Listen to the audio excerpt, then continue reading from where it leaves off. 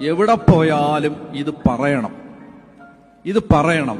ദൈവം തലവര തിരുത്തും, ദൈവം അനുഗ്രഹിക്കും, ദൈവം ഏറ്റെടുക്കും, ദൈവം സഹായിക്കും, ദൈവമേ എന്നെ അനുഗ്രഹിച്ച് എന്റെ അതിരുകൾ വിസ്തൃതമാക്കണമേ എന്ന് നമ്മളിത് ആഗ്രഹിക്കുമ്പോ വിശ്വസിക്കണം, കർത്താവ് ഏത് പ്രതീക്ഷയേറ്റ സാഹചര്യത്തിൽ ഇടപെടും. അതുകൊണ്ടാണ് നമുക്കതുകൊണ്ട് യെശയ്യാ 54 തിരിച്ചു വരാം. നിന്റെ കൂടാരത്തിന്റെ അതിരുകൾ വിസ്തൃതമാക്കുക. യെശയ്യാ 54:2. നിന്റെ കൂടാരം വിസ്തൃതമാക്കുക, അതിന്റെ തിരശീലകൾ വിരിക്കുക, കയറുകൾ ആവുന്നത്ര അയച്ച് നീളം കൂട്ടുക. കയറുകൾ ആവുന്നത്ര അയച്ച് നീളം കൂട്ടുക എന്ന് പറഞ്ഞാൽ എന്തെന്നറിയാമോ? നമ്മള് മനസ്സിൽ വെക്കുന്ന ഒരു ക്യാൻവാസിനകത്താണ് നമ്മുടെ ജീവിതം ദൈവം വരയ്ക്കാൻ പോകുന്നത്. ഞാൻ പറഞ്ഞ മനസ്സിലായി നിങ്ങൾക്ക്? നമ്മൾ മനസ്സിൽ വെക്കുന്ന ഒരു ക്യാൻവാസിനകത്താണ് നമ്മുടെ ജീവിതം ദൈവം വരയ്ക്കാൻ പോകുന്നത്.